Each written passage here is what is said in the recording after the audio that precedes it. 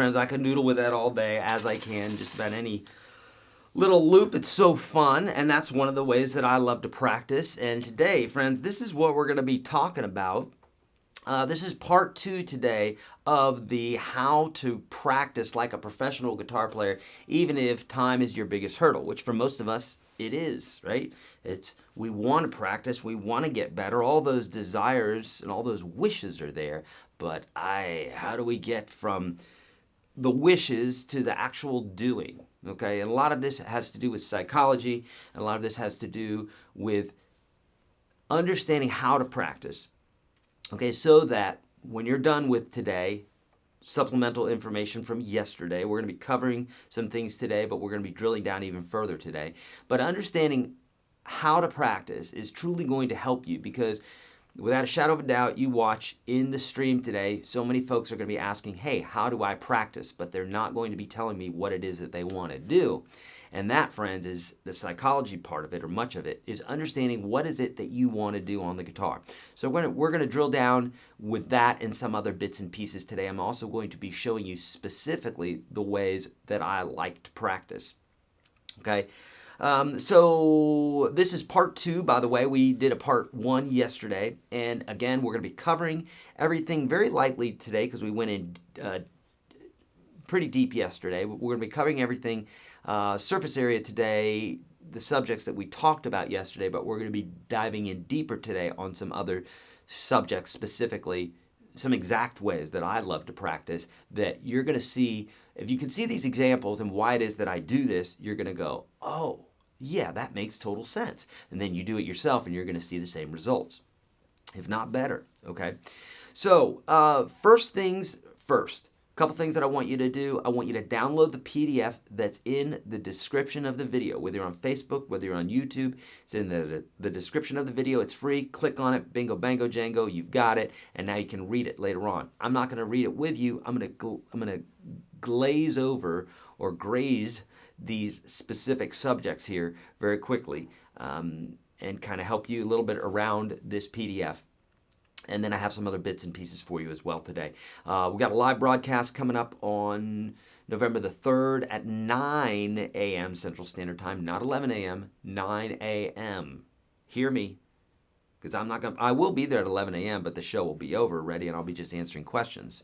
Okay, so 9 a.m., November the 3rd, we'll be giving away over $6,000 worth of amazing goodies. I'll be teaching you how to build a solid foundation in any genre of guitar, whether you're a day one newbie or a seasoned veteran, along with those $6,000 worth of lifetime memberships to the Unstoppable Guitar System, et cetera, I'll be giving away this beautiful American-made Fender Telecaster made in Corona, California. I just purchased this from Gruen pretty recently here. You're going to see some vids of me playing this on social and that sort of thing, so you can get an idea for how great this guitar sounds when you do get it, okay? So that's what we're talking about today. Okay, let's do this. I want to take you straight to this shot right here, which is the PDF, because there's some bits and pieces here I want to talk to you about very quickly. First off, you've got these 2 links. I always put them in the PDFs now because we get so many questions about videos or questions about subjects that are covered in the videos in this free series right here. Okay, I don't get anything from this, friends. I get $1 from this if you buy it for $1, but I promise you, I've created this specifically just to help people, because that's what we like to do here. We like to help people and get them to the next level. And so many questions that are asked in this broadcast can be directly answered by clicking this link and watching that free video series. Okay, it's there for you. Take advantage of it. If you hear me talking about it a lot during the broadcast, that's it. Okay, and for those of you that have been through all that, please let other folks know how powerful it was for you, because this is not, people think, okay, free, it's going to be, crap. Okay, watch the comments. It's not. It's amazing, and it will get you to some amazing places on the guitar. The dollar link is right here for you in case you want to drill down further. Okay, this is the stuff we went over yesterday. I'm going to graze over this very, very quickly just so you have some concepts, but we're not going to go as deep on this stuff because that's what we did yesterday. So for those that have joined us here for both days, I really want to respect their time as well. And then we're going to drill down to those specific parts I'm talking about. Okay. Also, share this video right now for a chance to win a lifetime membership to the Unstoppable Guitar System /365. As always, this is what we do. And the way to do that is to share it, and we always pick a winner. Okay.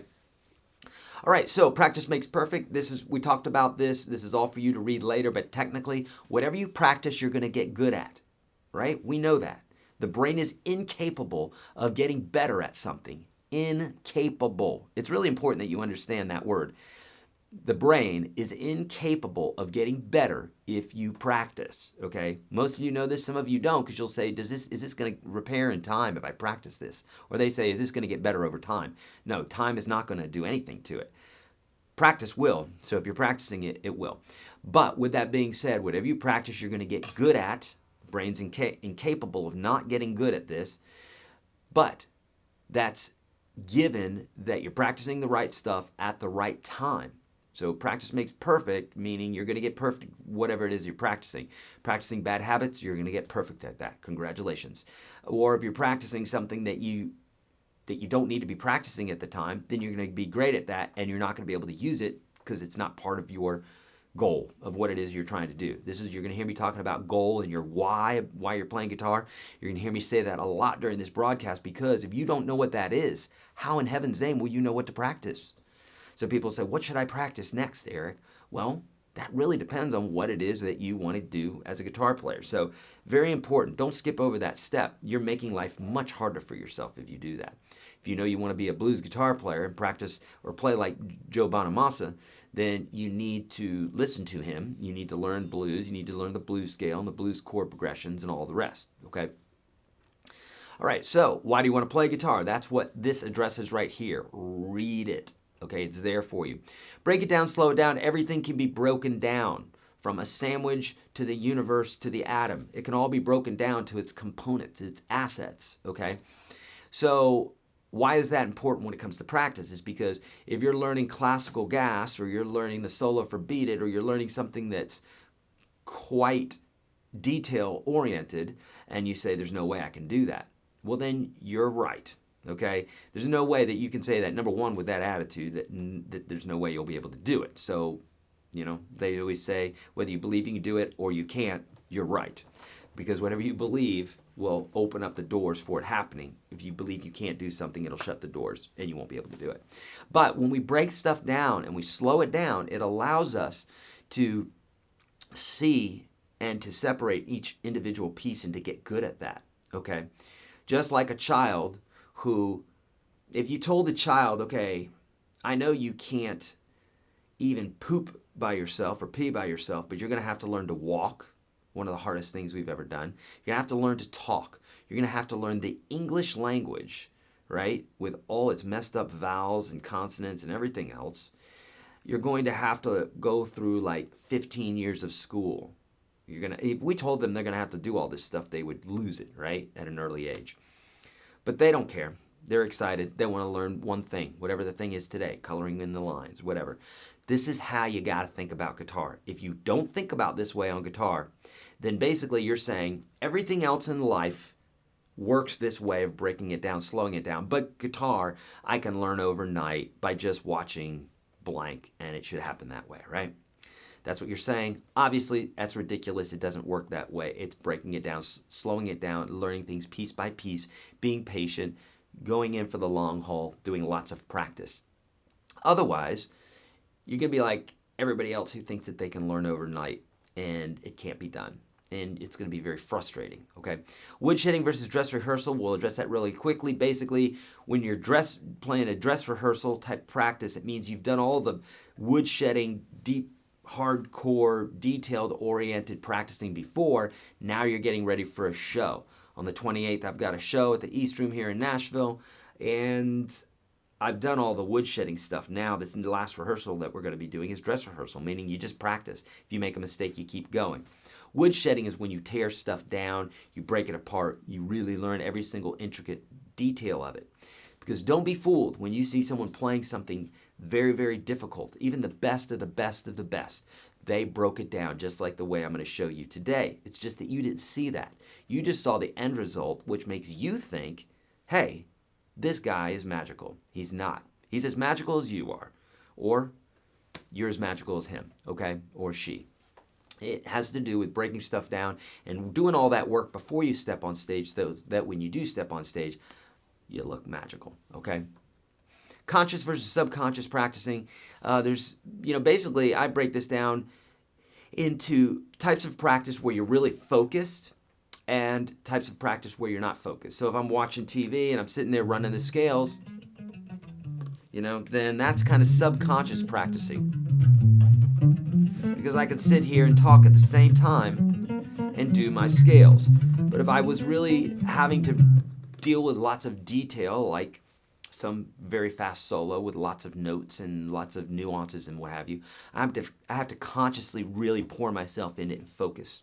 Okay, so same thing, if you were to get on a bicycle right now, you're going to be doing it subconsciously. You don't have to concentrate on it. But when you were a child, you were learning to ride that bike, you had to do it very consciously with all your brain power. You had to do it, and you still fell over. Now, you don't have to think about it all. You could be on the phone, talking, doing your thing, and you're riding a bike because your subconscious has it now. Cool? And we can practice two different ways like this, okay? How much to practice is a very scientific formula here that tells you how much you should practice. You don't need to practice a lot if you're okay with poor performances, being embarrassed, not realizing your dreams, and being a great player. Okay, so just practice a little bit. If you want to just practice a medium amount, that's perfect for people who are okay with mediocrity, not impressing a lot of people, getting the basic job done, and being complimented. Like, that wasn't completely terrible. And you're going to need lots of practice if you're looking to be the best at what you do, impress people, make money, be a professional, change lives, feel great about yourself, inspire others. Shall I go on? Okay. Talent versus practice. This is basically talent is practice. Okay, so everything that you've practiced ends up being talent. Do not fool yourself. Don't fool yourself into thinking that people are born into this, okay? I know there's people right now shaking their heads saying, Eric, you don't know what you're talking about. Okay, I don't know what I'm talking about. I've only dedicated my life to this subject. That's all. You probably know what you're talking about. Trust me, it has everything to do with practice. There's nobody that's good at anything. There's no being that is good at anything that didn't practice, okay? And the more they practice, the more talented they got. Strange. The less they practice, the less talented they are. So do you think that practice is more important? Yeah, it is. It's everything to do. It's basically practice is talent, okay? That's what I'm saying here. Read that, because if you don't believe me now, you will believe me after you watch this. And believing that talent or some being born into a musical family, blah, blah, blah, blah, BS, is going to make you a better player, then good. Then you, my friend, are disabling yourself from being all that you can be. Don't believe the lie. Believe what I'm telling you, which is the more you practice, the more talented you will become, and the sky is the limit. There is no limit in how good you can be, okay? I'm not worried about your fat fingers or your short hands, okay? I'm not. When I see a guy playing with his feet because he has no arms, I'd say, you're in a good place. You can do it. I don't care if your digits have been cut short, or you have arthritis like I do in five of my 10 fingers, or you've been bit by a Rottweiler, 150-pound Rottweiler in your picking hand. Yes, that happened to me. Or a million other things. Okay, we can have excuses, or we can forget those excuses and move on. This next part here is suggested practice sections. Just suggested for specific types of desires, goals on the guitar, okay? So, without further ado, I'm going to show you some things ways that I like to practice here, okay, that are going to help you a lot with understanding some different ways that one can practice, okay? Okay, so, and I need to go to my Facebook page here. I apologize. As I'm pulling this up, this is two things that I want you to do here. I want you to grab the PDF right now that's at Facebook, that's at YouTube. Do it because, hold on. Yeah. Do that because you are going to need to get the information that's in there, okay? Okay, it's going to make a noise for a minute here, so just chill out. Okay, cool. All right, so I've got Facebook open, I've got YouTube open, and I'm going to get to all those questions here in just a momento. And yeah, there you go. All right, so I'm going to show you now. Hang in there. I'm going to show you now my screen right here. This, friends, is DJ Pro. This is called DJ Pro. And this is a great practice program. Now, I'm going to show you a couple ways that I like to go down the rabbit hole, okay? What I mean by that is this. A lot of folks, they play guitar, and they're like, I just don't know what to practice. And it's because your why is not big enough. You don't know why it is that you're playing guitar. Or if you do know why it is, you haven't defined it enough. Because if you had it defined, you wouldn't be asking that question. You would be just going after everything that you could in that specific goal that you're looking for. I can help you with that today if you have questions, okay? But when one is in the zone, it means that they're really not thinking about anything else, and they're just totally encapsulated, encompassed, focused by what it is that they're doing. Almost like in a meditative state where their concentration can't be broken, okay? And this is the greatest place to be in when we're an artist, which you all are, which we all are. If you have emotion, then you're an artist because you need to get that out somehow on paint, with paint, with guitar or something. And so when we're in the zone, that's when the magic happens. So what I'm going to show you here is one of the ways that I do this. This is called DJ2. It's a program that this is called DJ Pro. This is the Mac version of it. They have it for PC as well, and they have it for iOS devices and Android, I believe. And look for the title DJ2, DJ-A-Y, numeral 2. Okay. Now, this is basically how this program works. So let's say I'm trying to learn a song. I'm using my own songs here today just so the copyright police don't come after it, because, boy, they've been after me like madness lately. So they're going to get to watch this whole video for an hour and a half and find nothing. So this is my own stuff, which I have out there freely, and I'm not going to worry if you play it on a video. Okay, so here you go. Here's a song called The Return. This is off of an EP that's on Spotify. And let's just say I wanted to learn this. Let's say this was a famous song and I wanted to learn the guitar solo in it. What this program allows me to do is it allows me to slow things down so much that I get to listen to every little minute detail and figure out the solo. So here's the solo here that I'm going to play. And you're going to say, well, that's fast. Okay, well, how can we remedy that? So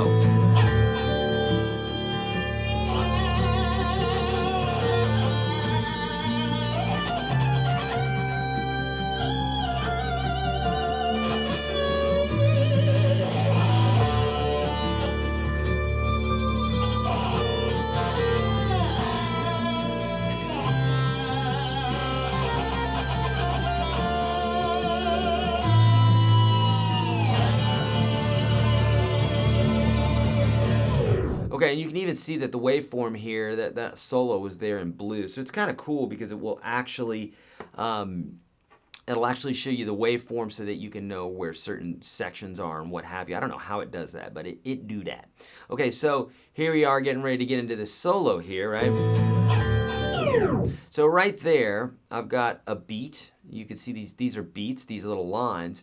And if I wanted to, I could just say, I'm going to take the first few measures here. Watch this. 1, 2, 3, 4. 1, 2, 3, 4.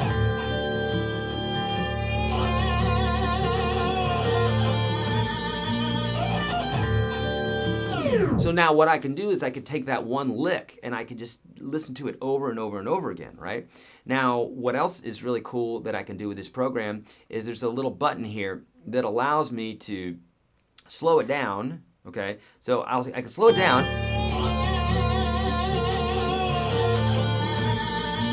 Now, if this button is pressed or not pressed, then if I slow it down, changes the pitch. Well, we don't want to do that because we want it to be in the same pitch, but we just want it slowed down. So the cool thing about this is we can press this little button here.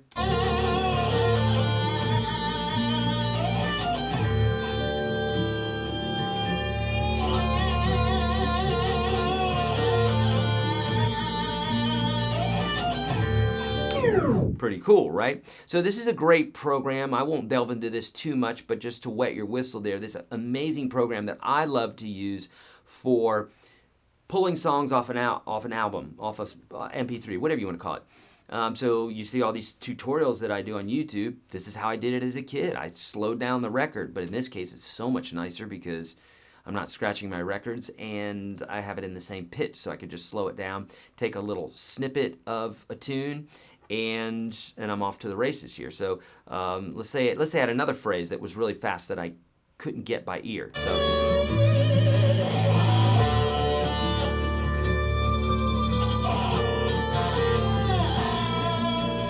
1, 2, 3, 4.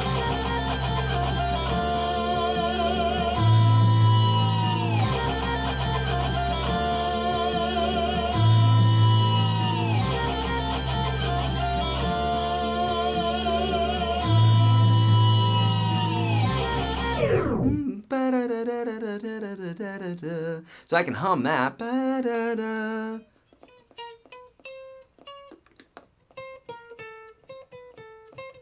You know, I even forget what I played there, but nonetheless, I can literally hum that, okay, after playing it a few times and then play another section, hum it, find it on the guitar, and then start putting all these pieces together, right? The whole break it down, slow it down bit. Okay, so that's another way that I like to practice. And now what this does is this really allows me to take a song and pick it apart. Let me show you this. Another really cool thing about this is if I wanted to change the key of this.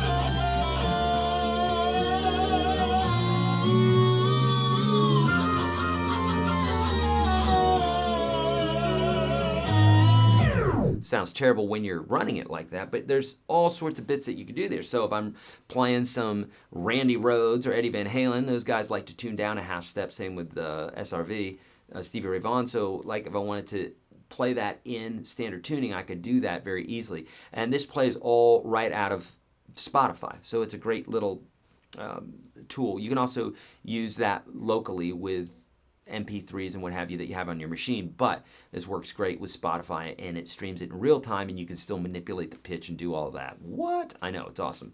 So that's one thing that I like to do. That's called DJ Pro, and on iOS it's called DJ 2. There's other things that I like to do in regards to practice. If I'm learning a song and I have time or not a lot of time, which is what this whole broadcast is about, right? It's not having enough time. Well, then I may choose to look at someone else's interpretation. What? Yeah, I may choose to do that. Listen, there's a lot of great guitar players out there, and I'm not going to say that I'm the best. I don't believe that I would even come close to being the best. So there's folks out there that have better ears than me, and even if they don't, they took the time to decipher a specific song. Why start from scratch when there are folks that are already out there who have done this, okay? So going to ultimate-guitar.com, it's not my favorite website in the world, but it's helpful in regards to tabs, so grabbing tabs and chord charts and that sort of thing. It's a great website for that sort of thing. Improvisation. So let's say I was taking a jam track and I wanted to improvise. In fact, here is a great way to do this. In fact, I'm gonna show you how I might do this. Normally, I would do this with a song that wasn't my own, but since I'm trying to stay away from the copyright police, I'm gonna take this bit right here. This is one of my songs, and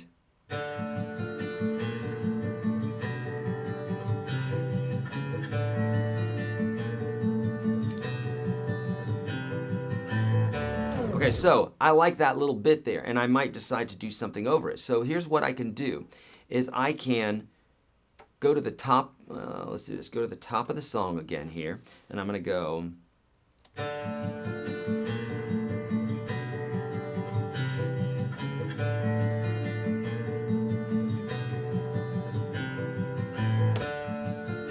Now I've got this perfect loop that's playing. It's just looping over and over and over again, right?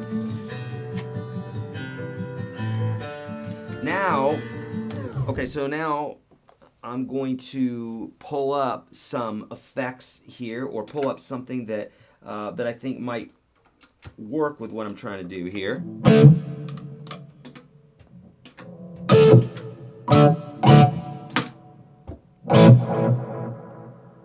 Okay, so now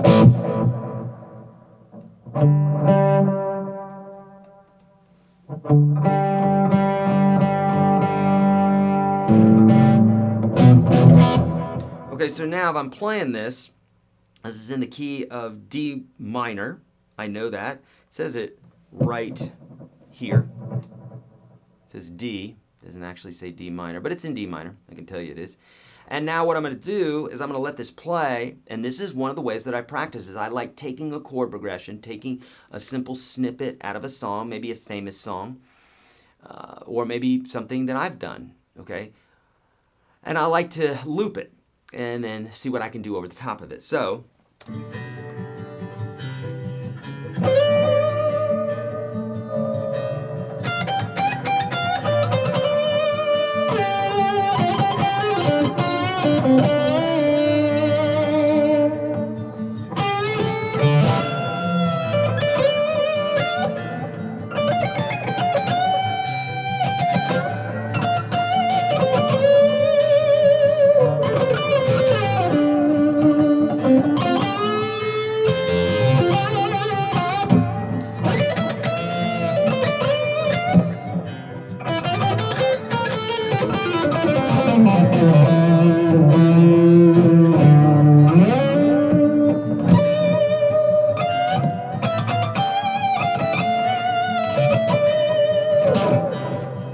So that's one way that I like to go down the rabbit hole. And what I mean by that is when you have something like that playing, it's very inspiring because you're like, okay, this is great. I found this is in the key of D minor and I don't have to worry about it changing. It'll literally just loop forever.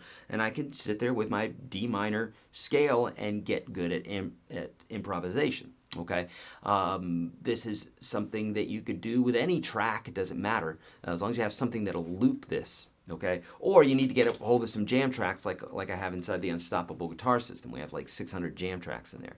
So that's something that I do, is doing some sort of looping, using Ultimate Guitar, using improvisation, right? So whether I'm using a jam track or I'm using DJ or some other sort of program, doesn't matter. What I want to do is I want to get to where I can go, all the different possibilities. What can I do? When you have that, you will end up going down the rabbit hole because you're literally like whittling with wood or you're manipulating clay or something. If you mess up, you can always change it, right? And that's what we're doing here. And it leaves all these options open for you to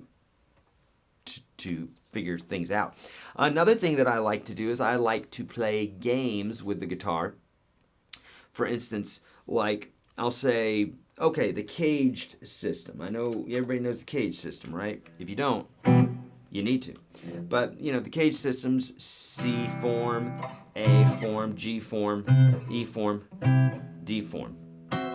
Then what I might do is I might take that in the key of C, and then I may jump around in the circle of fifths. So I'd go from the C, and I do all the caged chords, and then I would go to the key of G and do all the caged chords. Be nice if my guitar was in tune. And then I might go to the key of D and do all the D forms, you know.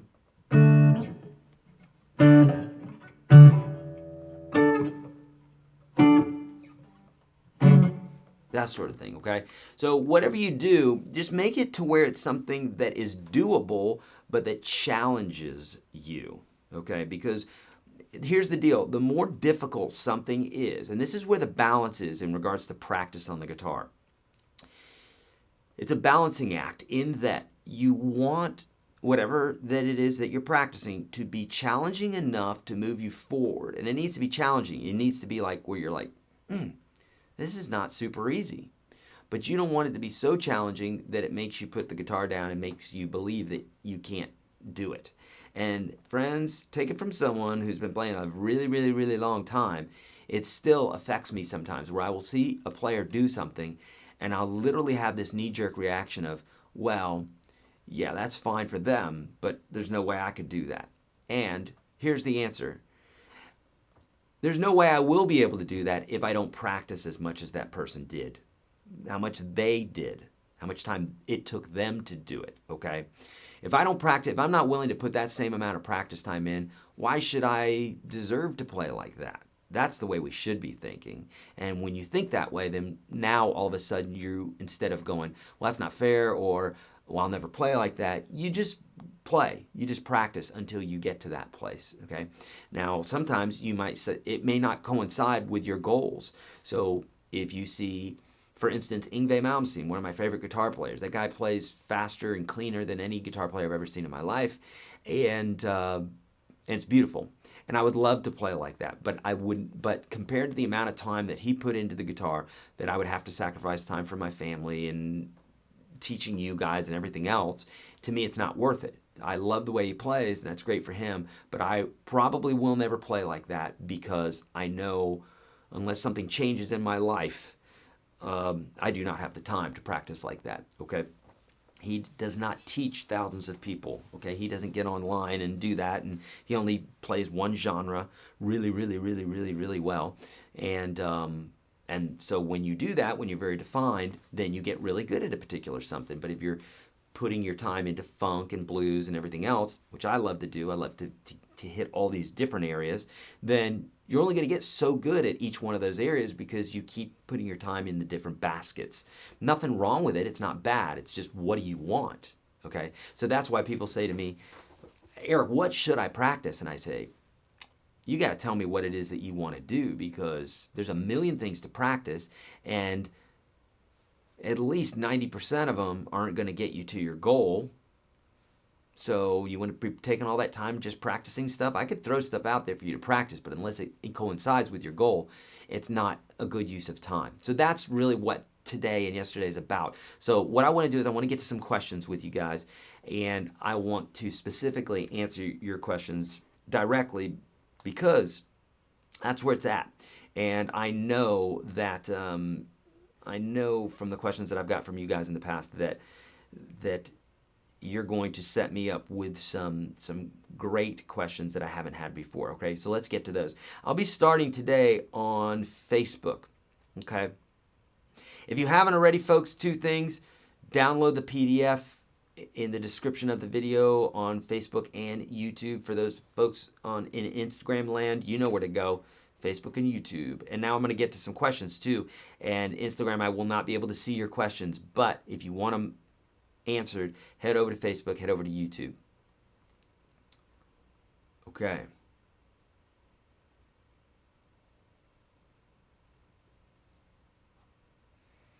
Okay, and please leave a question mark, okay? I'm not answering it if it doesn't have a question mark because I'm skipping right over those, okay? Max, yeah, the DJ thing is called DJ Pro, or at least on the computer it is. Otherwise, it's on iOS, it's like DJ 2, I think it's called. Okay.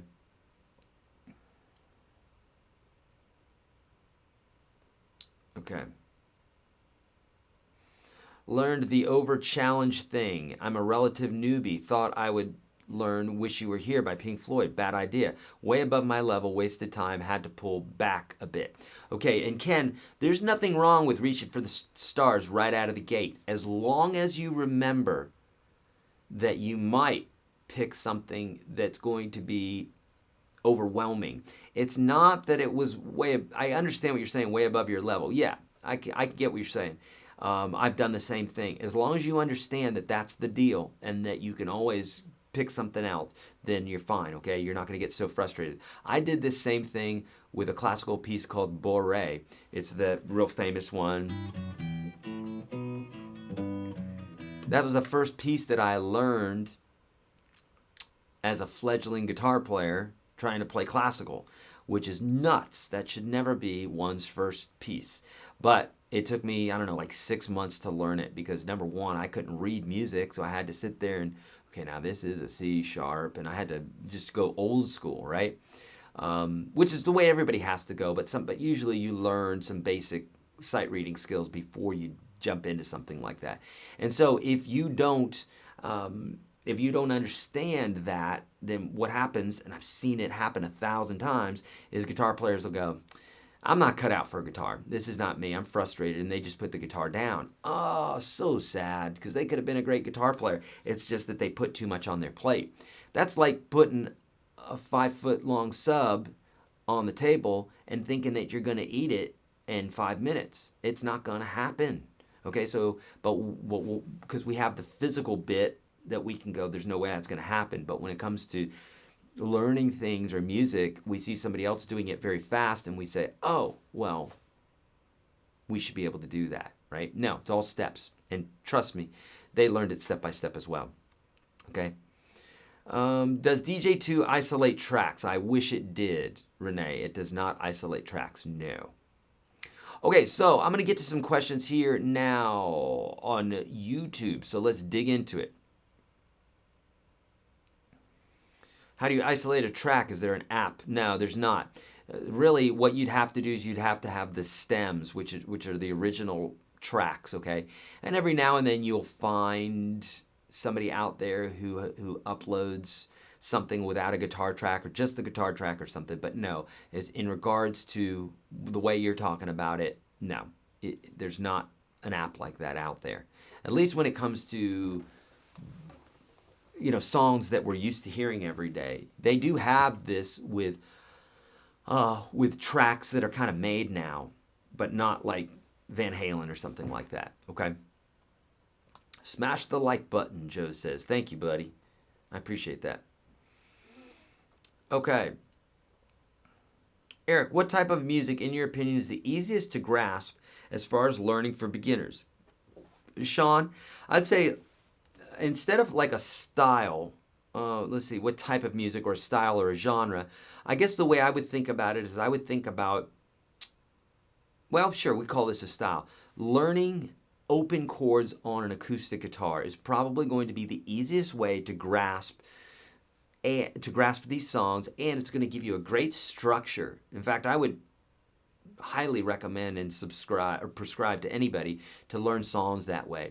If you watch a lot of the YouTube videos that I taught back in the day where I'm teaching on an acoustic guitar and I'm teaching you just the basics, the basic chords and what have you, it's a fantastic way to start understanding structures of songs, strumming, that you end up using the same chords over and over and over again, those sorts of bits and pieces. Okay.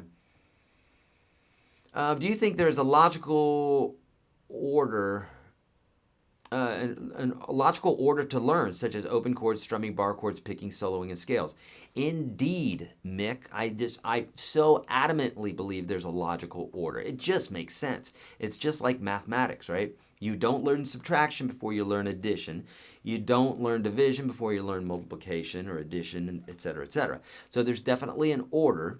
Just like a child, we teach that they have grades, right? Everything in life works this way. I don't care what you're learning. There is an order. And typically, you're going to want to start off looking at things from a 30,000-foot view. Like, what are the basic pieces that we're talking about? Okay, we're talking about left hand, right hand, and knowing some music theory. We're talking about fretting. We're talking about hitting the strings. Hitting the strings might be finger picking, hitting with a pick, two-hand tapping, strumming, fingering the chords, fingering melodies, so we have single notes and we've got multiple notes. Breaking it down like that is helpful. So I definitely believe in that, Mick, and that's how I teach in all my courses. Mick, you have not been in my free course, because if you were, you would not ask such a question, because you know that logical order has everything to do with success. Okay? Like I say, there are things that you should never learn on the guitar. What I mean by that is specifically for what it is that you want to do. I'm speaking to you specifically. There are certain things that you want to do that learning certain things aren't going to help you. But there are other things that if you don't learn those, you're not going to get to the goal. Okay? It's logical, right? If you are 2 years old, you're going to learn stuff like walking, talking, pooping in a potty, etc., etc., etc., etc. Good things to know before college, right? You don't want to be in college learning how to poop in the potty if you hadn't learned that already. You should be moving on to other things. So there's definitely an order there. We can't argue with that. So learn that stuff in order. Okay, learn them in order. Okay, and mix. Start at the free course. Everybody, you've got the link for that today. It's in your PDF, YourGuitarSage.com/30. Learn that stuff before you learn anything. I promise you, I specifically made those 30 videos that way because they're going to get you as further along than any 30 videos you're going to watch anywhere in the history of ever. I can promise you that. Watch it. And those of you that have been in it already, so it's not me pushing my own stuff. I mean, it's free, so it's not like I'm making anything on it anyhow. For those that have been through it, please let others know just at how powerful that stuff is, okay? Can I transcribe a song to music notation, any software or an app? Medicine Man, yes. Guitar Pro is a great program. Tux Guitar is the free version of that, okay? Tux Guitar, Tuxguitar. You'll have to Google search both of those, okay? All right.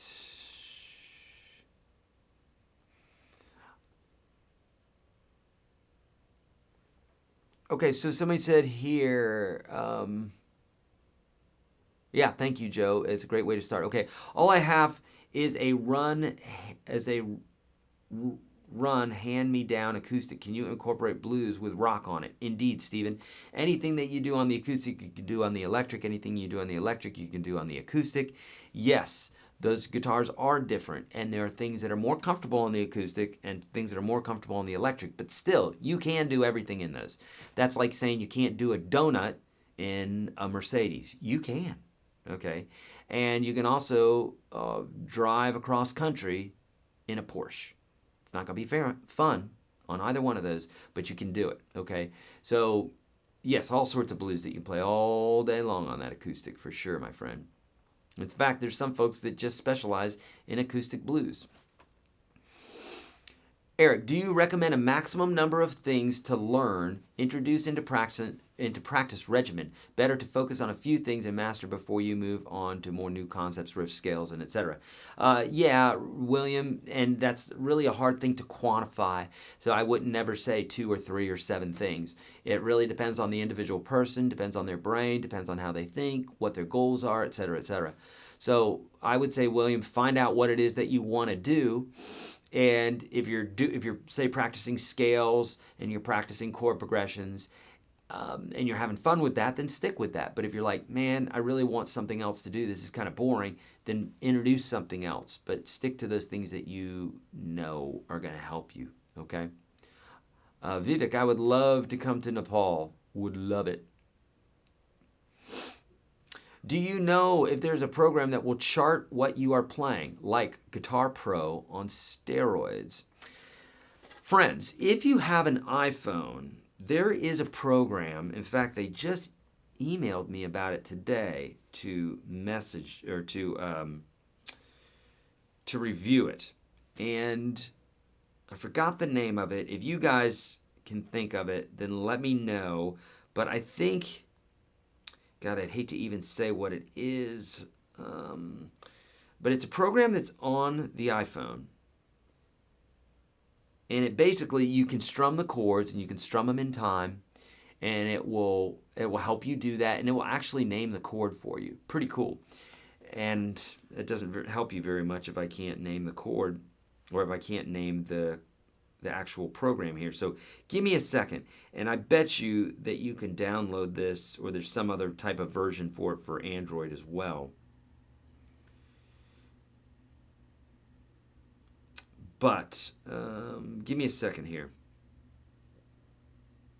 If I can't find it right away here, then we'll move on. Okay, I think we're on the right track here. Hold on.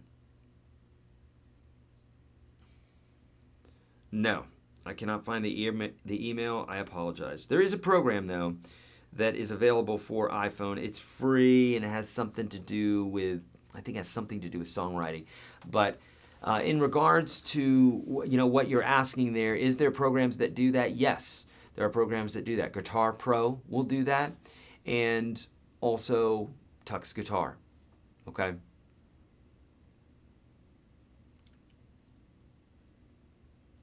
I've learned to poop in the potty, William. Nice job. Okay. I'm learning Kashmir. Can you show me the rhythm, please? Ah, right. I know that rhythm. Listen, there's nothing that I'm going to be able to show you that rhythm. Here's the deal. I've got a video for that, my friend. And I'm definitely was more in the headspace of teaching you Kashmir in that video than I would right now. But honestly, that one is a feel song. So there's nothing about counting it that I could show you that's going to get you there any more than just feeling the tune. But I do teach that in detail, Lauren. Check out on YouTube, search YourGuitarSage Kashmir. Okay. All right, great. Looking for questions with question marks. Chat. Do you watch with your guitar? Chat, do you watch with your guitar? I don't know what that means. Robert's saying, what type of advice would you have for an up-and-coming artist, singer-songwriter that doesn't have a band? I'm just a solo act. Would moving to Nashville help learn more theory, etc.? Robert. Yeah, moving to Nashville would help do one of two things. It will make you immediately go, no, I'm going to get a day job, or, oh crap, I better practice and find a band and start hitting the pavement. That's going to do one of those two things, because there's an amazing amount of talent here. Not to be intimidating, it's just you either jump on the merry-go-round that's spinning real fast, or you say, I don't want to play. It's too scary. And that's just the truth of it. That's just me being honest, not being a jerk. How do you, but here's the deal, Robert. If you're a solo artist, then you're constantly going to have that problem of everything centered on you. So if you're going to do that, you're probably not going to find a bunch of guys or gals that want to be like, yeah, it's all about you. I don't mind doing free gigs and supporting you and making you the big guy. And so that's a big problem here in Nashville, is that you have a lot of singer-songwriters that they just go out on their own. They just play for themselves, because who wants to be playing for free for someone who's just, you're moving their career forward? But if you do a band, a full band with the name of the band as opposed to the Robert Elder Project or something like that, even that, we know that trick, us musicians. It's still not a band. It's the Robert Elder Project. But what I'm saying is, if it's a band and you're all in it together, if you have a gig that doesn't make money, it's okay. We're all in this together, right? No, Tim is out. Okay, Tim doesn't want to do stuff for free, so get John to come in. Now John's in. Okay, John's willing to do stuff for free sometimes, or get paid $50 or $100 or whatever. And the way to do it is to grind, is to get out there and to work. That's really the way to do it. Learning music theory is helpful. Yeah, it is. But really, Robert, you got to figure out what it is that you want to do. Okay, if you want to be a singer-songwriter, then learn to sing really well and learn to write songs really well, because that's what you are. So learning music theory is great, but there's lots of music theory you don't need to know, and there's other music theory that would be so great if you knew it. Okay, that's why answering that question is so powerful. Okay. Bonnie's saying, yes, the free course, amazing, 30 lessons that will get you started. Thank you so much. Do I recommend China guitars, Strats, Tellys, Les Pauls? No, I do not. When you're talking about cheaper guitars, they're cheaper for a reason, okay? They're less workmanship that goes into it. They're cutting corners all the time. So folks say, what's the cheapest, best guitar? Let's say that again. What's the cheapest, best guitar? That's like saying, what's the coolest, uncoolest person in school, or whatever. I don't know. That's like they're opposites. Okay, so not all the time does cheap or affordable mean that it's going to be bad, and not all the time does expensive mean it's going to be good. But for the most part, that's why you pay more money, right? It's supply and demand. It's a basic concept. The more there are of a particular something, the cheaper the price goes down. If there's lots of a particular something and there's lots of crap out there, lots of crappy guitars, Well, still people aren't like, oh, I really want a crappy guitar. I'm just hankering for that. I'm willing to pay anything. No, they're willing to pay a small price, and that's why the price is set where it's at. Okay, Robert Spicer is saying, when going from one key to another, if playing G, playing 1-4-5, and wanting to go to A, I would just play 1-4-5 in a correct in A, correct? Or I would also place the capo on the second fret. Robert, you could do either. So for instance, if I'm playing in the key of G, right, and I'm playing 1, 4, 5,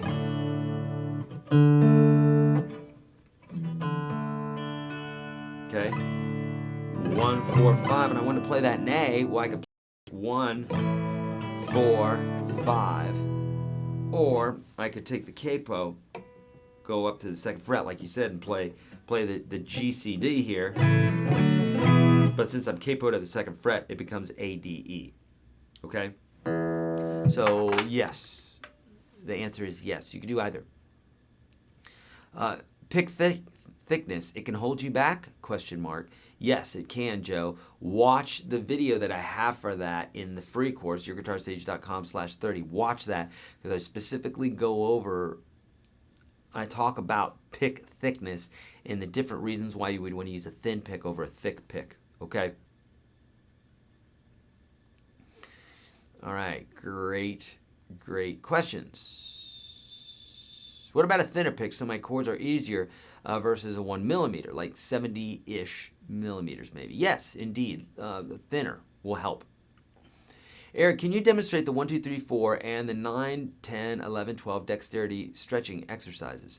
Yeah, so subskip, so they're going to be the same, and subskip is specifically talking about the first dexterity exercise that is in the free program. It's also in the Unstoppable Guitar System. So 1, 2, 3, 4, and it's 24 different variations that you can find for free at YourGuitarSage.com/30.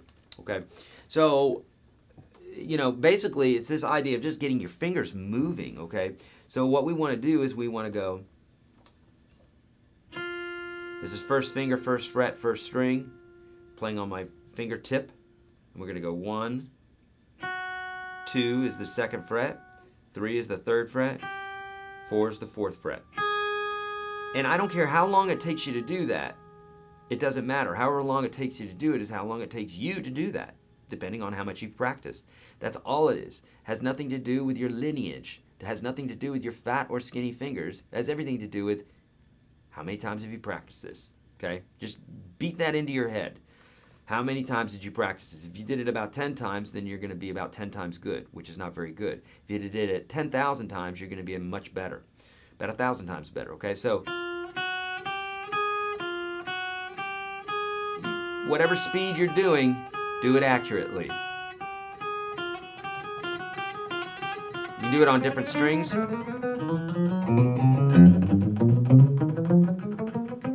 Move it up to the higher frets.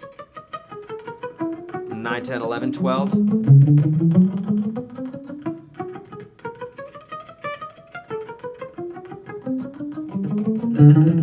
See? So really it's just a matter of doing it slowly, doing it surely, and the more often you do it. See, what a lot of people think is they think, I'm doing the exercise, I'm not getting any better. Here's the disconnect, is yes, you are getting better. You're not getting better at the speed that you think you should be getting better. So take that notion, whatever that notion is as to how fast you think you should be getting better, throw it away. Get rid of it. It's not serving you, okay? You're going to get better as much as you practice. That's it. Not as fast as you practice, as much as you practice. So the gal practicing 2 hours a day is going to be twice as good as the guy who's practicing 1 hour a day. It's the way it works. Cool? Cool. Do you think learning to play a specific song to perfection is as important as, say, learning a technique, since that is typically the ultimate goal? The ultimate goal is playing a song, right, Mick? So to me, that's very important, is learning to play a song. Sometimes this is what I do, is I learn a new technique when a song requires that. I don't typically learn a new technique unless there's a why there, okay? Again, this all comes back to why. This is not like psychobabble. This is 100% truth, okay? I don't practice two-hand tapping very much, you know? This sort of thing. I don't practice that very often, but since I have this Beat It solo, which I keep mentioning because it's just so cool, the reason that I'm practicing that a lot lately is because it's involved in the solo, so that's what I'm practicing. And specifically, I'm practicing the two-handed tap parts that are involved in the solo. Why would I practice something else, since that's a real specific pattern that the guy's doing, okay? So whatever it is that you're practicing, make sure it's pointed towards your goals. Okay, great. Do heavy strings give a richer tone? No, they do not. Not necessarily, unless you think that that is a richer tone. So you got to understand that, yeah, words like rich and warm and stuff like that are words that guitar players use, and they typically mean the same thing. But for some people out there, because of the way that they hear, maybe a lot of their highs are gone because of playing music very loud or something like that, then their tone may be brighter because they're listening for that brightness. They're not hearing it, and they're turning their tone way up. So tone is very subjective, but don't go by heavy strings because you think the tone's going to be richer. It's not. You're probably not going to notice a difference whatsoever, and you're focusing your attention on something that's not going to serve you the way you think it should. Do you have any practice exercise for intermediate guitar players? JRF, I do. Inside the free program, I've got exercise 1 and I believe exercise 2. There's also in the dollar program, you're going to find one. It's called exercise 3, and it goes like this. I'll show it to you. Basically, you set all your fingers up like a set of stairs, right? Going down the stairs here. And this is on frets 9, 10, 11, 12, fingers 1, 2, 3, 4. And it's just set up like this. And picking wise, I'm going to arpeggiate down 4. 1, 2, 3, 4, and up 2. 1, 2, 3, 4, 5, 6. That's the whole exercise. And what you're going to do is play it. You're going to move one finger down. Move the other finger down. Move the other finger down. It's very dissonant sounding, but it's great for stretching. Or you can arpeggiate it with your finger picking, you know. Or you can use block chords.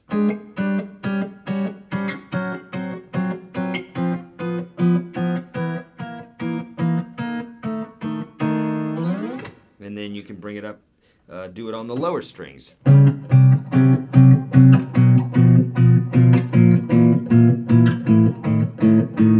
you can change it up, change the fingering up some.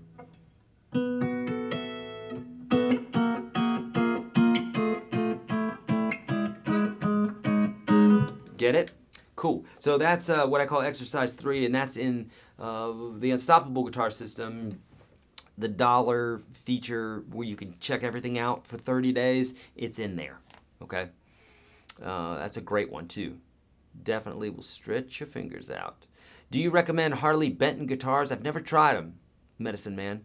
Would love to try them out, but I've never tried them. If I want to learn a riff solo from a song, how important is it that I know the rest of the song's rhythm section?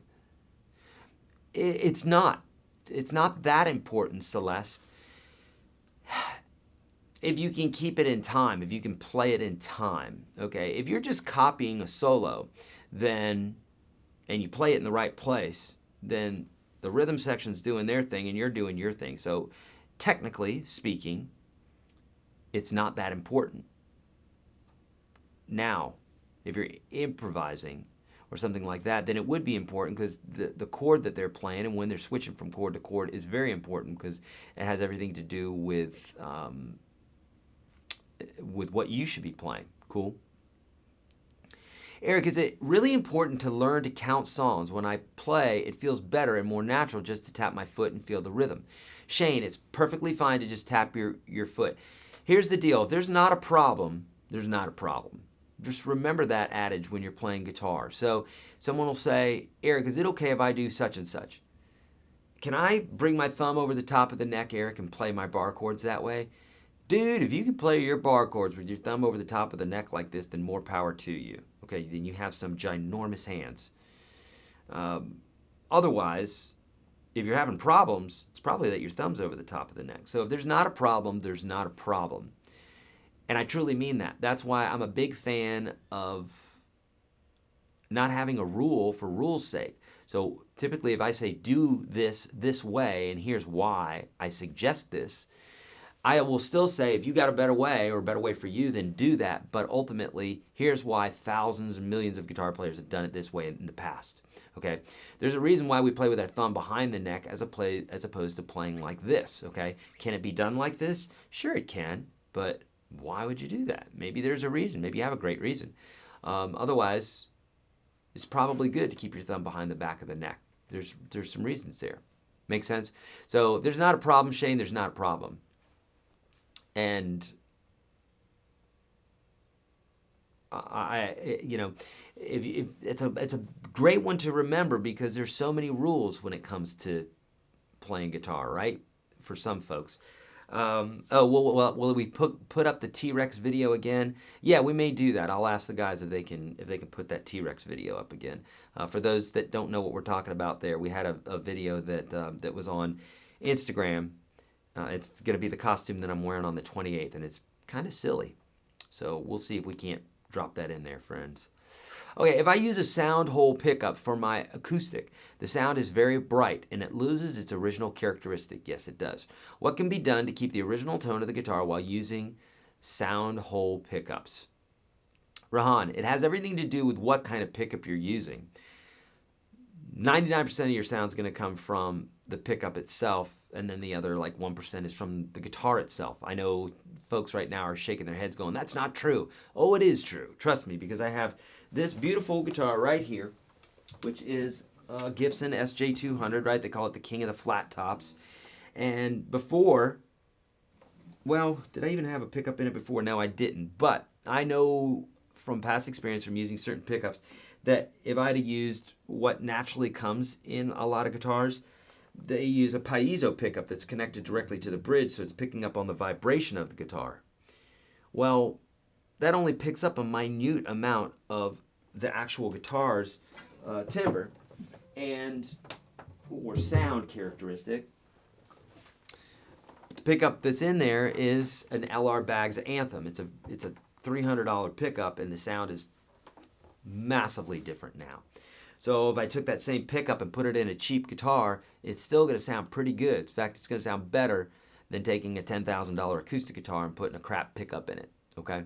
So it's the pickup that's the problem, friend. If you want to fix that cheaply, use a microphone. Okay? Here's Patrick saying, watch the 30 free lessons. Indeed, watch those, friends. Do they make 9.5 guitar strings? I'm sure someone does, Medicine Man. I'm sure someone does. But I'm going to have to ask you why. Have you been playing guitar so much that you're like, no, 9s are way too thin and 10s are way too thick. I need a 9.5. They do. There are folks that sometimes will say, hey, I want this. But typically, that's because they've been playing so much that they pick up something from, say, another guitar, and they're like, man, this doesn't feel quite right. And then they curtail what it is that they're doing. For instance, I picked up my SG yesterday and was noodling around with it. Well, I've been playing a lot on this other guitar, a Line 6 Variax, that has very, very tall frets. And I love the way that guitar feels. When I went to play a similar solo on my SG the other day, I felt so much of the neck that it was driving me nuts, and I'm like, wow, I never noticed this before. Because I feel like with guitars, I'm grabbing so many different guitars all the time that I just figure it out, as opposed to being, oh, I have to have this kind of string on this type of fret, and et cetera, et cetera. But as you play more and more, especially if it's one specific guitar like I was doing, you get used to that, and then you go, these tall frets are kind of nice, or these 9.5s are real nice. Okay, great. Michael's saying, can I have that guitar? Michael, you can. I'm giving it away on November the 3rd. Okay? No reason to laugh out loud. It's going away to somebody. Could be you, Michael. For more information about that, my friends, I think that we have a link inside of that PDF, okay, for you today. If not, go to YourGuitarSage.com/live, but I'm like 99% sure we've got a link in there for you guys to go to sign up, okay? We'll be giving away over $6,000 worth of goodies on November the 3rd at 9 a.m. So I'll be staying with you from 9 a.m. to 1 p.m. I'll be teaching for an hour, giving away over 6,000 grand worth of stuff, including lifetime memberships to the Unstoppable Guitar System, this guitar, ton of other stuff, and then I'll be answering your questions afterwards, okay? What are bass runs and walk-ups? Can you demonstrate? How would you use them? Yes, Della, so that right there is a walk-up, okay?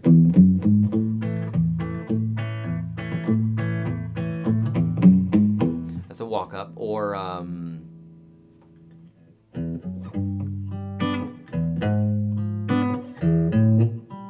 so right there, those are all walk-ups. Any of those. And then I'm walking up here.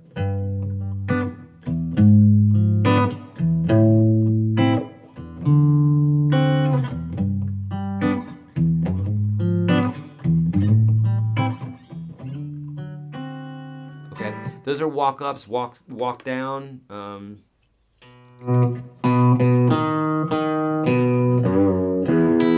Okay, those are and yes. Those are walk-ups, walk downs, you know. Or I should say,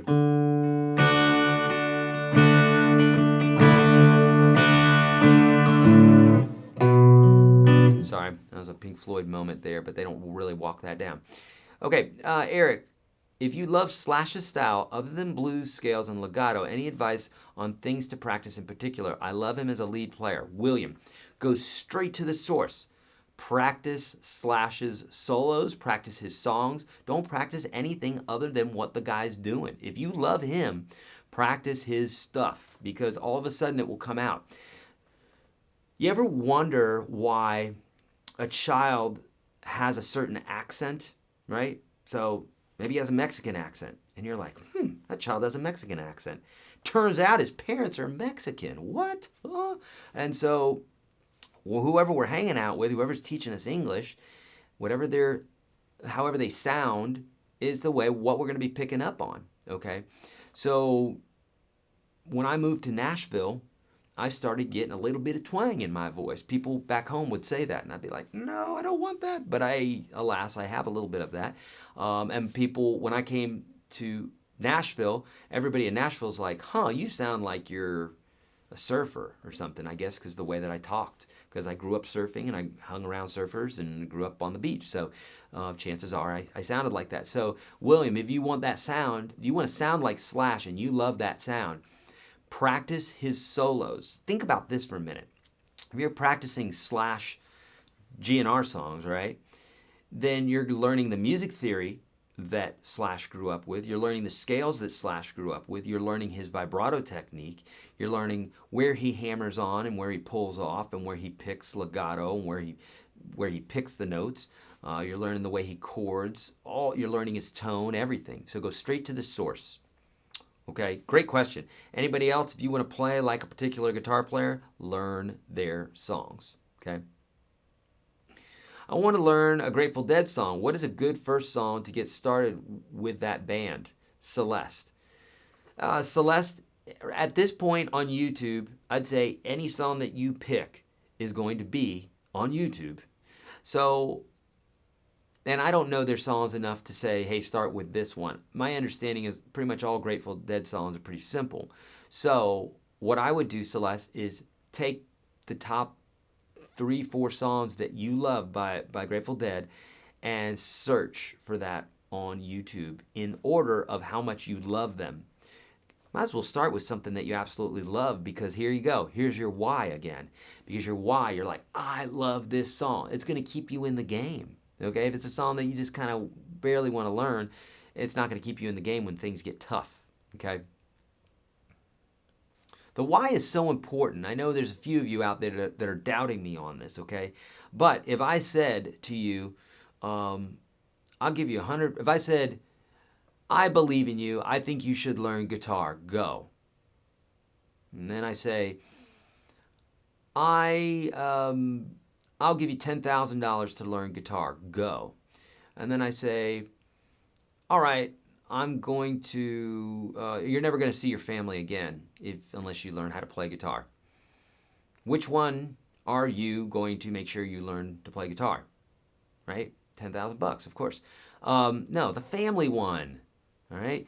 You can do the family one, and then the $10,000, and then the, hey, I would really appreciate you learning how to play guitar. So your why has everything to do with what it is that you're doing and if you're going to be in the game or not, okay? Okay, so we did that one. Yeah, we did that. Okay, what is the real Les Paul versus Epiphone? What is the real Les Paul versus Epiphone Les Paul versus Gibson? Medicine Man. Not sure what you mean by that. The Les Paul was named after Les Paul, and Gibson is the original, and Epiphone, which was a subsidiary of Gibson at one point, now somebody else owns it, I believe. I don't know who owns it now. I think it may be, I don't know.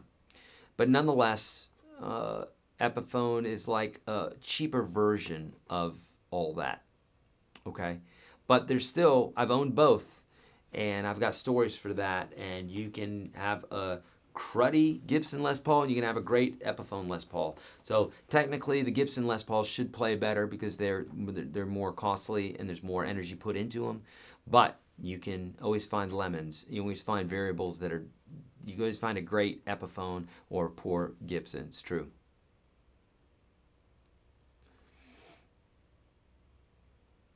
Okay, so someone's saying here that Epiphone is still owned by Gibson. Factories are in China, okay, where they make stuff cheaper, okay? My question is, anyone, what key? Blackfoot, train. I don't know what that means. It's probably a funny joke, and I'm missing it. Are your written books available in the Unstoppable Guitar System? Yes. The big book's not, but the ebooks are. And essentially, that's what the big book's all about. So yes, all that same information is inside of the Unstoppable Guitar System, indeed. What's more crucial to learn first, chords, speed, single note picking, or scales? If I had to choose, I would say chords, but it really depends on what it is you're trying to do. But learning chords, Chad, is typically going to be the best thing because you can play songs right away. No one cares about speed. No one cares about, if I went to a party and I'm like, hey ladies, check this out.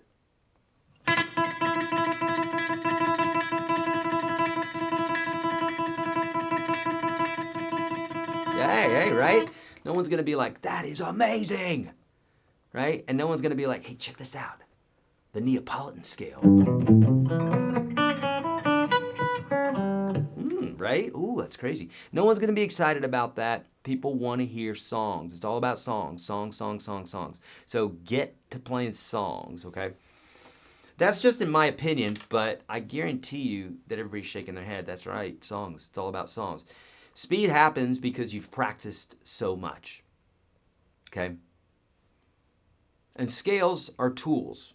So a hammer is a hammer to a carpenter is a scale to a musician.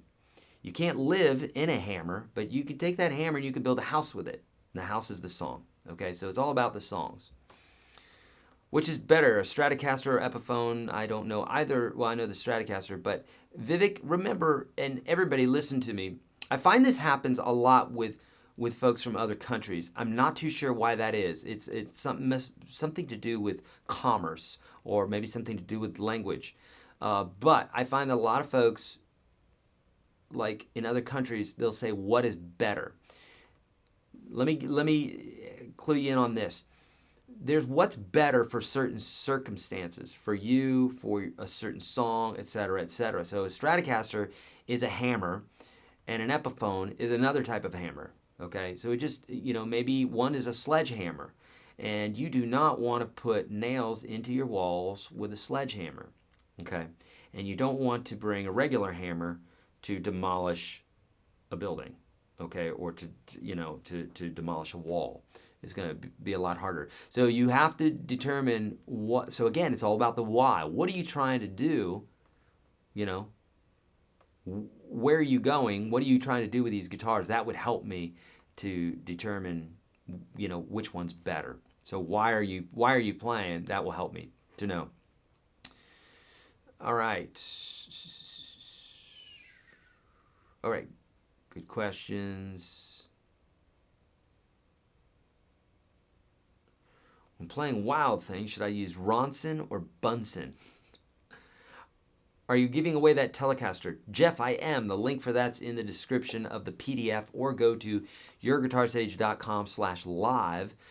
Jeff, I'm giving this away not this weekend, but the following weekend on Saturday, November the 3rd, 9 a.m. Central Standard Time. Write it down, friends, because if you miss this on my social or YouTube or Facebook or whatever, then you're going to miss the winnings of $6,000 worth of amazing goodies. I'll be teaching you how to build a solid foundation in any genre of guitar, whether you are a day one newbie or a seasoned veteran. We're going to be answering your questions in real time. It's going to be intense. It's going to be awesome, okay?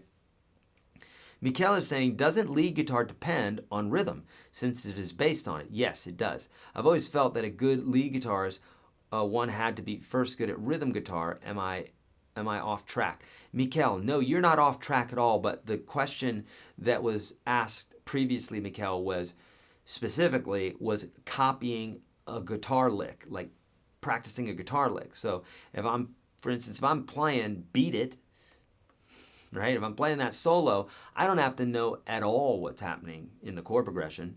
If I'm going to play over it, then I probably need to have some idea ear-wise when the chords are changing, but I don't need to know what chords they are or what rhythm they're doing, Technically, I don't need to know that, but I do need to know, I obviously am playing in tandem with them, so I'm talking with them, right? We're having a conversation, so that part needs to be on, but I don't need to be like, now what inversion of that chord is happening, and what rhythm are you playing, and that sort of thing. I just need to be able to play the guitar part over the rhythm part.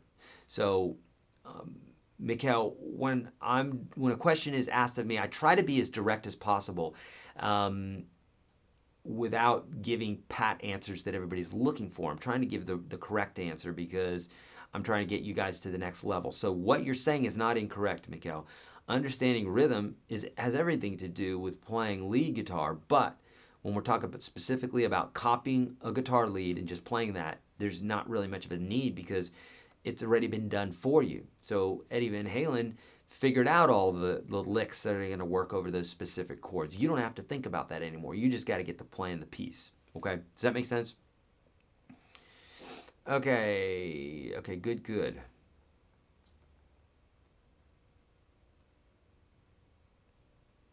Steve Slayman, yeah, 9 a.m. Central, CDT, or Central Standard, or Central something or another. It's Central Time. On the 3rd of November. Yes, correct.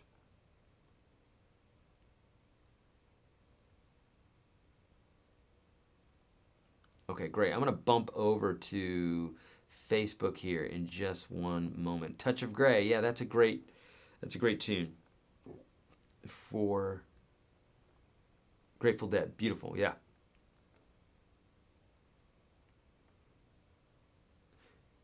Doing a good bend to get a good sounding pinch harmonic. Is that true?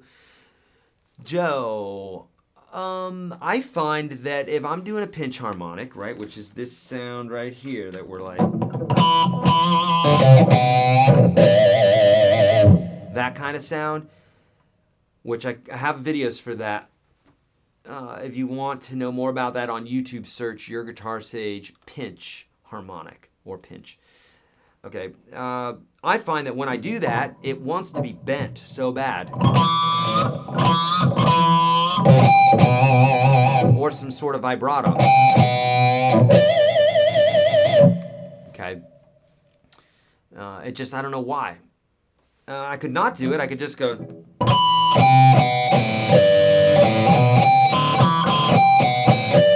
Or I could go, ooh, which one's better, right? How do I get a John Mayer-like tone? Okay, I'll explain that, and then I'll explain why when you do dial in his tone, why it doesn't sound like John Mayer. So here's the deal. So if you want to get a good John Mayer tone, John is pretty old school. I mean, he's got new equipment and stuff, but he likes old school sounds. So he likes an old Strat plugged into an old Fender. You know, he uses all different types of stuff because he has the money to. But that's the sounds that he goes for. He goes for spring reverb, old school amp reverb, and he goes for nice, cleaner tones. So unlike what I've got here, and more like this sort of thing.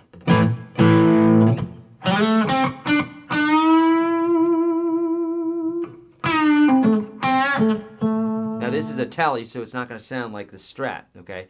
So if you want to get the sound that John Mayer gets, get a Stratocaster, plug that into a Fender amp, and you're off to the races. Like a Blues Junior would be a great one. But if you don't, if you want to use the amp that you're using, the majority of his sound is coming from the fact that he's using a Strat. Bottom line, you can pretty much get that type of amp sound from a lot of things, but you got to use a Strat. You're gonna have a hard time coming up with his sound by using a different guitar like a Telly. So number one, and so I mentioned all the other bits too. Now, why it may not sound like John Mayer is because you're not playing like John Mayer. So I have folks say this all the time where they get all the components of a specific guitar player, maybe Eddie Van Halen or John Mayer, whoever, and then they go to play the stuff that they always play, and all of a sudden it still doesn't sound like John Mayer because they're not playing John Mayer licks, they're not playing John Mayer licks the way John Mayer would play them, etc., etc. So it's kind of like if I'm like, well, I wonder what kind of microphone Adele uses because I really want to sound like Adele. You can get her microphone, but the way she sings through that microphone has everything to do with how it sounds, okay? A little bit different for guitar players because what their guitars and amps do play a lot into it. Some people say it's all, tone is all in the fingers. That's what romantic people say, okay? It's all in the fingers. It has a lot to do with the fingers and what's going on in the brain and the way someone presents something, right?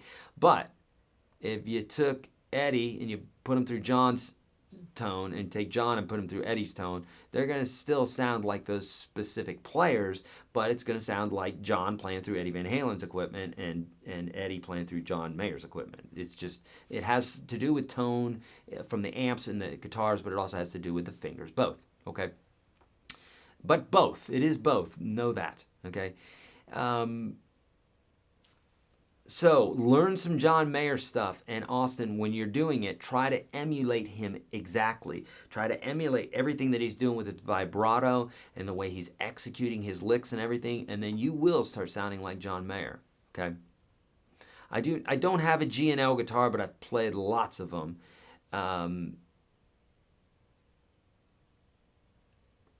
Sorry, I was reading another question here. I've played lots of G&L guitars, and I love them. Why is YouTube easy to block, delete videos, informatives? Don't know what you mean by that. Okay. Sorry, Medicine Man. I don't understand. Lost in translation there, friend. Eric, could you share your thoughts about the Variax Line 6 modeling guitar? Seems like lots of value for the cost. Thanks, David. David, I love them. I have two. I gave one away not too long ago at a giveaway, and I purchased another one. It's not in here with me. It's in the control room right now with the guys. They're probably playing it right now. Oh, no, it's not. It's upstairs. But nonetheless, it's a great guitar. I love it. And yes, number one, at least the Tyler... what's his name? God, I forgot the guy who makes those. But nonetheless, those are great guitars. The modeling is fantastic in them because you can pull up all these different types of guitars right away, different tunings, etc., etc. And just the guitar itself plays like a race car. That's the one I was saying that had the super high frets. Then when I went to my SG, I was like, I want high frets here. So, yeah. Would you please demonstrate an SRV BBK riff to practice? Richard, I would, except that's going to take quite a while, and I have Life by the Drop, right? You've heard this one.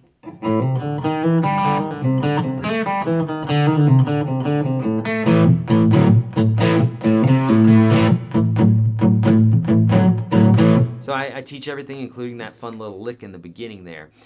Search on YouTube, search YourGuitarSage, Life by the Drop. I'm pretty sure I have got a video for that, my friend. Do each guitar have a different sound? Yes, Scott, each guitar does have a different sound. Sometimes they're so subtle that you may not hear a difference, between them, but as a rule, they all have different sounds. They have different pickups. Those pickups were wound differently. They're at different distances from the strings. The strings may be different. The wood of the guitar is different. There's some folks out there that say that the wood of the guitar doesn't matter.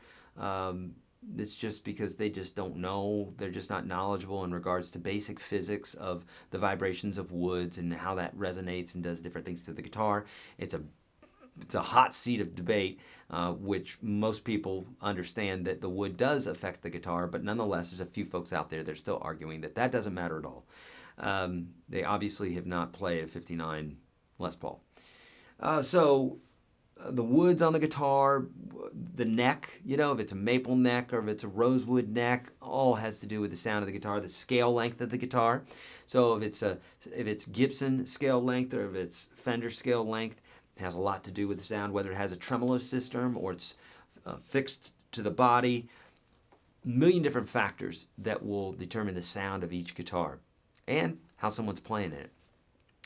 How many chords would be considered appropriate to learn to be considered good enough, minus the standard A, B, C, D, E, F for strumming? Sean is saying. Oh, very, very, very subjective stuff there, Sean. It's very broad. What does good enough mean? To one person, it's going to mean something different than another. Appropriate is a different, so there's so many different bits here. Sean, the 9 essential chords that I teach in the free course, I have a specific reason why I push that so much, is because if you learn those 9 chords and you understand how to use a capo, you can play millions of songs. I'd say that's pretty appropriate. I'd say that's pretty good enough, at least in regards to playing millions of songs. If you want to learn a few more millions of songs, you're probably going to need to learn some bar chords, jazz chords, and that sort of thing. But the A, B, C, D, E, F that you just mentioned there, those are some of those chords that I would learn for sure. When and how would you start or suggest to learning to play an 8-string guitar for songs like bands like Animals as Leaders? Haha. Arnold's saying, Arnold, if you're great at playing a 6-string guitar, then you're ready for an 8-string guitar. It's just 2 more strings, and you're going to play it just like you would, all the same techniques and everything else. It's just now you have 2 more strings to mute and to keep up with. So it's kind of like this. Ask yourself this. If you're great at juggling 6 balls, and you're just amazing at that already, then go ahead and maybe throw in 2 more balls. Then you're juggling 8 balls, and that's kind of what an 8-string guitar is doing. Is that you're basically adding more. So if you're great at what you're doing already and you're just so bored with that, then go to 8 strings. Otherwise, I would just stick to learning the basic guitar, because I'm still practicing this thing, and I've yet to even come close to learning it all. T. Memphis, any chance you could write a book on your time in Nashville? Anecdotes, funny stories, backstage stuff, etc. You should. Oh, thanks, T. Memphis. That's a great idea. I have a few books that I've written, but they're more instructional. And honestly, I think my funny stories, backstage stuff, and anecdotes probably wouldn't be as exciting as, say, like Dave Grohl or something. I bet you he's got better stories. So, but I actually am thinking about writing some other sort of book that's not instructional. But no plans for it yet. It's literally just way in the back of my mind. Subskip, yes, Sean Brennan, see the 9 essential chords. That's the one to start with, my friend. That's in the free course, YourGuitarSage.com/30, and the link for that is in the PDF that you should have downloaded already. Okay. All right. Great, great, great. All right, so I just saw something about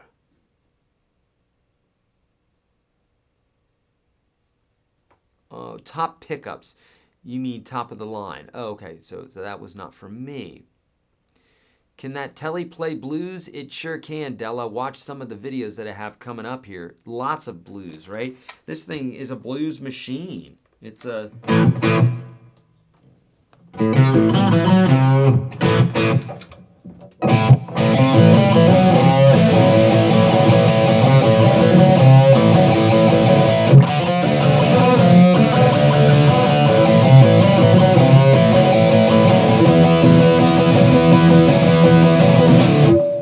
Right? Oh, it's a blues meister.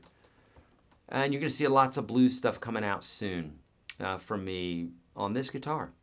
Okay? That was bad A. How do you do a pinch harmonic? Team Memphis, you allow the pick, or you allow the string to fall off the pick and to touch your thumb a little bit.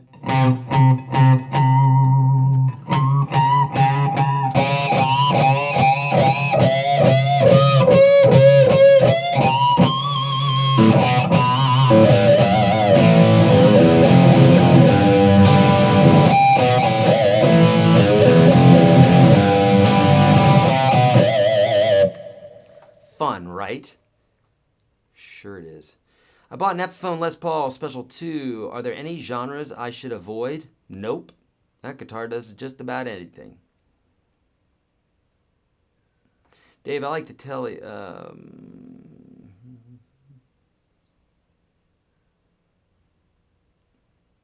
tellies usually start off, the real cheap ones start off around $200. They shouldn't even call them tellies. But ones like this are closer towards $1,000. This was just a little over $1,000, I believe. Oh, look, yeah, you're looking at 1K plus, exactly.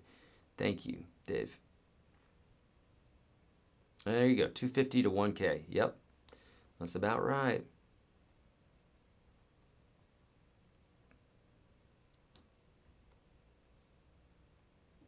Any tour video of your studio? No, we should do one. We should do one. I mean, we have stuff where we've been walking around the studio and what have you, but yeah, we should do that someday. That'd be a lot of fun. So you guys can see what's going on, what Mike does, what Chris does, what Jason does, what John does, what Henson does. We've got a lot of folks grinding here. Do I still use analog multi-track reel-to-reel? I don't, but some folks still swear by them. That's right, Donald. You know I'm talking about Rainbow in the Dark there. Is Les Paul a comfortable guitar to play? No, it's not. Most people will say no, and I've played a Les Paul for quite a while. It's one of the less comfortable guitars to play, I would say. A Fender is really comfortable. Tellys are pretty comfortable, but the Les Paul sits kind of funny, to be honest with you. You know, I love it. It's one of my favorite. But okay, I'm gonna bounce over to Facebook real quick. Make sure I just haven't missed any questions there, and then I may get to a couple last ones, and then we got to go because we got stuff we got to do. But specifically, questions about practice. Any last questions about practice? I want to make sure that I get to them. Okay. Oh, lots of them on Facebook here. Okay, so let me get to a few of these. All right. Okay, so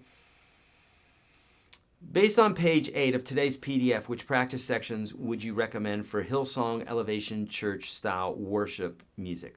Okay, great question. So I would suggest that you learn similar, well, it depends. Are you playing electric or acoustic? Again, this is all about the why.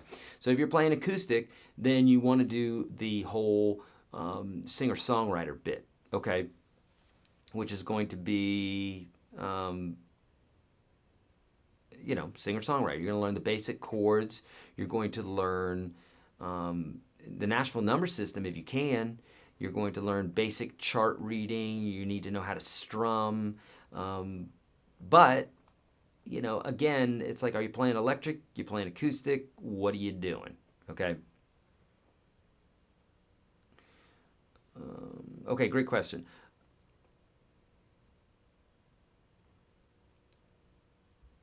Okay, Eric, I love your Wednesday, Thursday classes. I'm saving for the Unstoppable Guitar System. Until then, it seems all my leads go back to the minor pentatonic scales.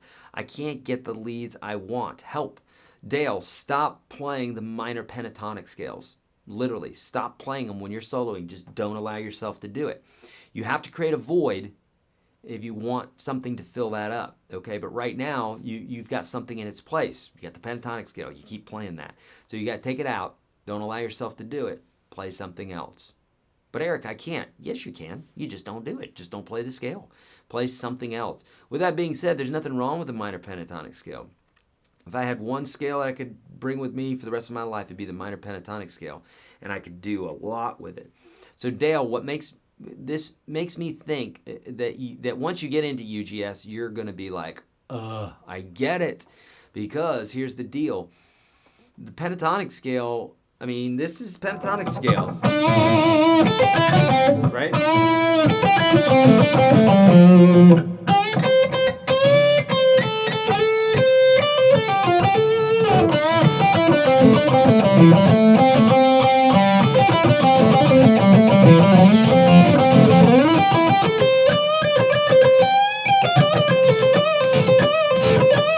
I could go on, right? It's all pentatonic, but here's the deal. Is that you got to learn how to phrase. If you hand a dictionary to a 3-year-old and they learn every single word in there, you'd be like, what a genius, right? But if you never taught that child how to phrase, how to put words together, he wouldn't have the wherewithal to say, I got a poo-poo. Okay? Even though he knows onomatopoeia and he knows all these other big words and he knows how to phonetically say them perfectly, but he can't go to the bathroom, so he's going to poo his pants. Do you want to be that? No, you don't. No one wants that, okay? So, why? Because it's socially unacceptable, number one. And number two, you got to learn to phrase, right? So you take all these notes, and if you don't understand how to phrase, which is not something that Eric tells you and then you do it, it's something that Eric shows you, and then you go, I'm going to try that, and then you do it, and then I show you this, and you're like, okay, I can do that. It kind of sounds good, and it's only going to kind of sound good in the beginning because we all have to start at square one, and then eventually it gets better and better and better. Look, I could teach the whole world how to play guitar if they understand that basic concept that it's all a growing thing. There's all a growing bit. Doesn't happen right away. Most people, they think they're doing something wrong because it's not happening right away. You're not doing anything wrong. You just haven't got to the next step yet, and the next step, and the next step. But if you keep up with it, you will, okay? Any suggestions on keeping younger kids interested in practicing? Rebecca, make sure, with all my students, didn't matter what the age was, I made sure we were playing their favorite song that week, or that month, or that day, okay? Got to be learning something that they want to do. Otherwise, why would they be interested in it, right?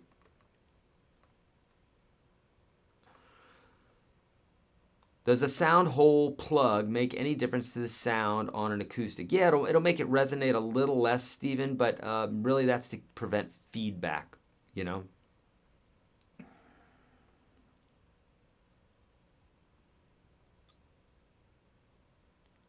Is the Player Series Fender Strat a good guitar? I don't know specifically, David. Check on the price and the reviews. If it's like sub $400 unless it's used, I wouldn't mess with it. I've just found that sub like 400 and under for brand new guitar, typically. Now they're getting cheaper and better. I mean, I've got that orange wood acoustic here that's like $299. Fabulous guitar. It's acoustic, but you get the idea. Schecter makes good guitars. Yeah. Got any tips to avoid unwanted string noise on power chords? John, your overdrive may be too high, but John, it has everything to do with practice. So, and here's the deal. What are you playing? If you're playing power chords, you're playing punk or hard rock or something like that, right? We want that sound in there. So don't worry about it too much. And also, it depends on what kind of sound you're talking about. You're talking about this kind of sound? Or you're talking about, if you play a power chord, you're talking about this kind of sound. where you're muting, where you have other strings that should be muted instead of. If that's the case, you need to learn how to mute. I've got lots of videos for that inside the free course. Just on YouTube, search muting, or YourGuitarSage muting. Okay. Is it possible to plug earphones into my amp?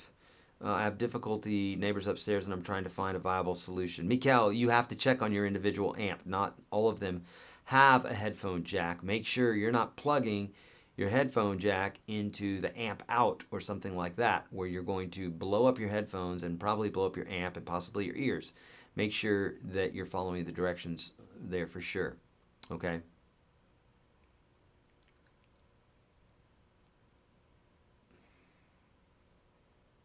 No, there's not an adapter that's going to turn that into a headphone amp or a headphone jack for sure. You know. Okay, I'm going to get to like 2 more questions here on YouTube, and then we're headed out, my friends, because we got stuff to do, okay? Backing track or metronome for practice? Oh, backing track all the live long day. They're way more fun, and I've got like 600 of them for you today for $1. That's right. Inside the Unstoppable Guitar System, we have 600-something jam tracks. We're adding new ones all the time, and in fact, now we're doing these visual jams to where we've got it to where you can see the chord on the screen at the same time. Okay, super helpful when you're learning how to solo. Okay. Why? A memory. Why can some people naturally know the lyrics to a song? Now notice this question, because there's a lot in it that What's Up Doc doesn't realize that he's saying. Why can some people naturally know the lyrics to so many songs and I have to struggle? Also with guitar, I want to know where it came from and how to use it anywhere, anytime. Listen to me, every single person right now. Not and married people, by the way. Seriously, everybody listen to this. Why can some people naturally know the lyrics to so many songs and I have to struggle? This is an assumption, and assumptions get you in a lot of trouble, okay? And the world today, dear God, with the assumptions. Can we stop? Okay, and I'm not picking on you, what's up? What I'm saying is this. Anybody who's learned lyrics or learned guitar has gone through the same gauntlet that you will have to go through, okay? They've done all the same things, all the same struggles, this, that, and the other thing. The difference is you are seeing an end result of all their practice that they did before you got here, okay? And you, my friend, will have done all the practice before than the next person who's going to be starting on guitar, looking at you as an influence in years to come, okay? So there is no free ride. Everybody has to learn the same stuff. There's no free ticket. No one gets to jump forward spaces like they do in games. Life doesn't work that way. People assume that it works that way, but it does not work that way. I've never run into this, okay? So either I'm some freak of nature and I've taught thousands of lessons and I've never run into a player that somehow just leapfrogged all this stuff, or I'm absolutely right by saying it's step 1, and then it's step 2, and it's step 3, and et cetera, et cetera, et cetera. You can skip steps, but you can't know that step and skip the step. How about that, okay? So if you want to skip steps, do it all day long, but you will have skipped it. You didn't learn it, you skipped it. You went over it. You don't go to class one day, you don't get to know the stuff that was said in class that day. Ain't no way around that. There's no pill for that yet. There's no app for that yet. Okay, so you're gonna have to dig in. So what's up?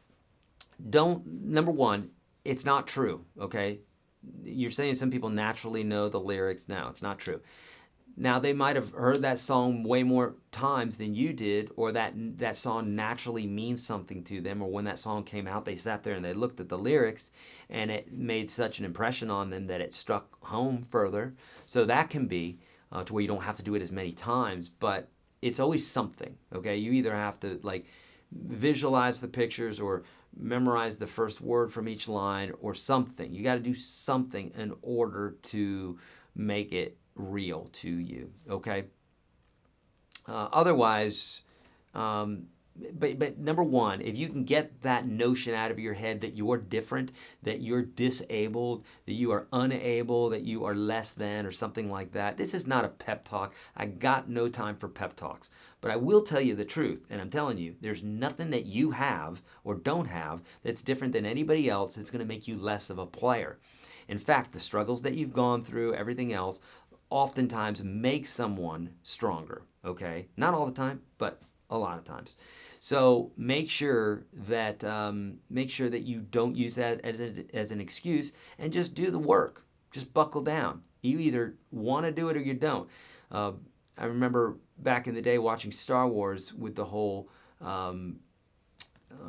Yoda, and he says to Luke Skywalker, lift this thing up out of the swamp and everything, and he's like, and he falls down. He says, I tried, and he says, there's no try. There's only do or don't do. And when he said that, I didn't understand that. I'm like, well, no, there's try. He just tried and he failed. Let's think about this for a minute. If you're going to play a major scale and you miss it the first time, you can say I tried, but trying means I give up. I tried. I can't anymore. The major scale is hard. Or you can say, shut the flip up and try again. Or don't try again, just do it. Just practice it until you get it. The whole point is get the try out of your vocabulary and just do it until you get it, okay? Fake it till you make it. You are going to do it, okay? But you're not going to do it if you quit. So truly, there is only do and not do. If you practice the scale, I messed up. I messed up. I messed up. I did it. It must have been a mistake. Well, that's funny. 2 mistakes in a row. Trust me, I know all the dialogue that's going on in your head because it did with me for the longest time. I think for the most part, I have about 99% of those lies swept out of my mind now because I realize that anything that you want to do, you can do if you figure out the steps to do it and you do the steps. That's where people fail, is they don't do the steps because of excuses, okay? And we like to look at other people and see their excuses, but gosh darn it if we can't see them within ourselves, right? And we can't seem to move past these different places because everybody else sees the mistakes or the excuses that we're making, but we don't see it ourselves, okay? So look inward, see those excuses and say, bullcrap, not doing that anymore. I'm doing this. I want to play guitar, all right? Friends, that's it for today. I could keep going. I always try to make these an hour. This one's nearly 2 hours. Jeez. Just have so much to say. Okay, friends, I love you guys. Thank you so much. A few things I want you to do here. If you haven't already, share this video for a chance to win a lifetime membership to the Unstoppable Guitar System /365. Yes, you get both courses, okay? We always pick a winner after these. It has to be someone who shared it on the social media of Facebook, YouTube, Instagram, Twitter, all those different places, YouTube. So do that. Also, make sure you download the PDF. Friends, this PDF specifically, okay, has lots of amazing information in it, and some you've never seen before because I just wrote those first 4 pages or so. Just wrote them the other day. In fact, Monday or Tuesday. Monday. Look at that information. It's information that I've never put out before, and it's absolutely the psychology that you need in order to play guitar right. It has 90% to do with psychology, okay? A minimum of 80%, but more like 90%. If you understand the psychology, you will stay in the game. You'll be able to do whatever it is that you want, okay? What do I mean by psychology? What I mean by that is if you think that you have to be born into a certain family or have fingers that are a certain size or this or that or the other thing, you're going to fail. You got to have the right psychology. Once you have that, then the whole world opens up for you. So do that. Get that PDF. It's in the description of the video. Make sure you go to YourGuitarSage.com/live to sign up for the free live broadcast I'll be doing on November the 3rd, 9 a.m. Central Standard Time. $6,000 worth of goodies, including this beautiful telly, will be going away. And I'll be teaching you how to build a solid foundation in all genres of guitar, in any genre of guitar, whether you have just started or you're a seasoned veteran. And what else? Oh, the free course is available for you today. Descriptions or the link for that's in the top of the PDF, or go to YourGuitarSage.com/30. And if you've exhausted that and you want more videos, you can try out the whole enchilada for 30 days for $1.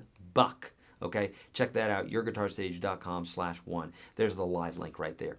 All right, my friends, I'm out of here. I love you guys so much. Great questions, and I will see you next week, and be looking out for some new videos from me on YouTube eventually here sometime. Okay, see you. I'm out.